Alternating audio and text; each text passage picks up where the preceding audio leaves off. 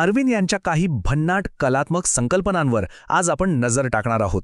या कल्पना म्हणजे अस्तित्वाच्या दोन टोकांच्या बाजू आहेत.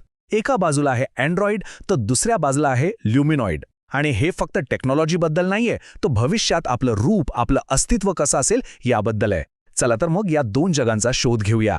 सुरुवातच करूया या दोन जबरदस्त प्रतिमांनी. बघा, एका बाजूला आहे धातू आणि मशीनपासून बनलेलं एक भौतिक शरीर जे अगदी आपल्यासारखं दिसण्यासाठी डिझाईन केलंय, आणि दुसऱ्या बाजूला शुद्ध प्रकाश आणि ऊर्जेचं एक अस्तित्व ज्याला कोणतंच भौतिक बंधन नाही. खरं तर हे भविष्याचे दोन वेगवेगळे मार्गच आहेत. चला तर मग सुरुवात करूया आपल्या पहिल्या संकल्पनेपासून. अँड्रॉइड हे नाव, ही कल्पना आपल्याला ओळखीची वाटते ना? पण याच्या आत खूप काही दडलंय.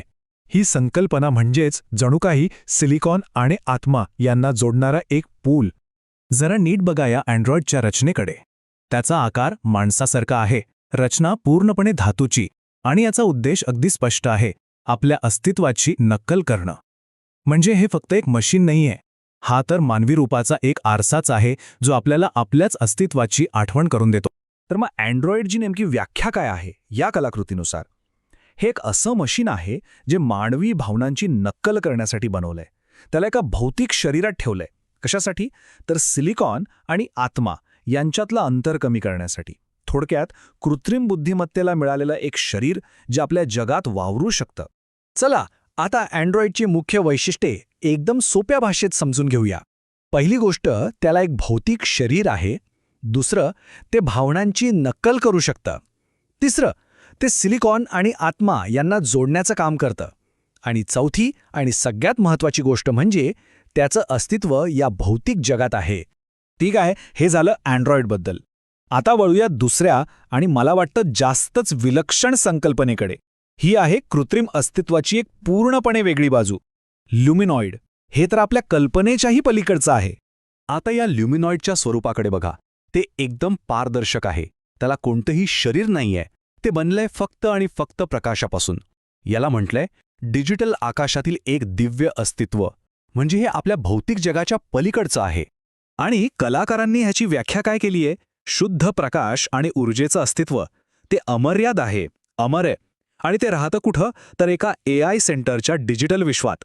याचा सरळ सरळ अर्थ असा की ते कोणत्याही भौतिक बंधनांपासून पूर्णपणे स्वतंत्र आहे.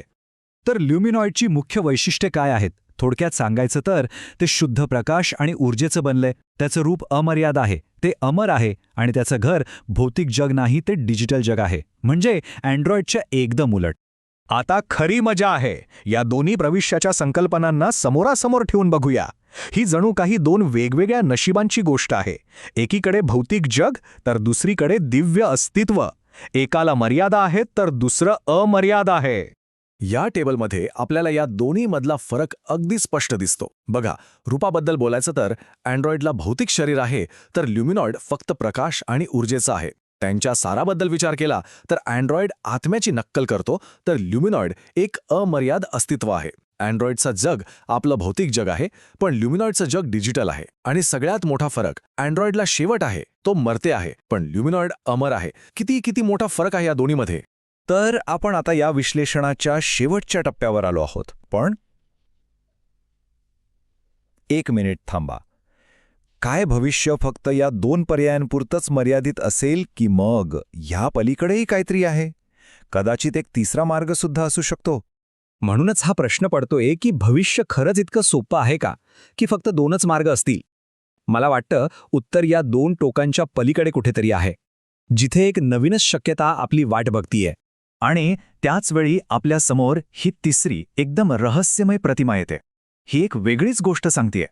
इथे आपल्याला सेंद्रिय आणि तांत्रिक म्हणजे जैविक आणि मशीन्सचं मिश्रण दिसतंय. आणि हे बघून मनात एक वेगळंच कुतूहल निर्माण होते. तर मग हा तिसरा मार्ग काय असू शकतो? कदाचित सेंद्रिय आणि कृत्रिम या दोन्ही गोष्टी एकत्र येतील. म्हणजे हे फक्त एक मशीनही नाही आणि फक्त एक प्रकाशही नाही, तर काहीतरी पूर्णपणे नवीन, जिथे जीव आणि तंत्रज्ञान मिळून एक वेगळंच अस्तित्व तयार करतील. तर मग भविष्यातलं रूप कसं असेल? सिलिकॉनचं, प्रकाशाचं, की मग या दोन्हींच्या मिश्रणातून तयार झालेलं काहीतरी वेगळंच? या कलाकृती आपल्याला एकच गोष्ट सांगतात की भविष्याचा आकार अजून ठरलेला नाही, शक्यता अनंत आहेत. भविष्य काय असेल हे अजून लिहिलेलं नाही.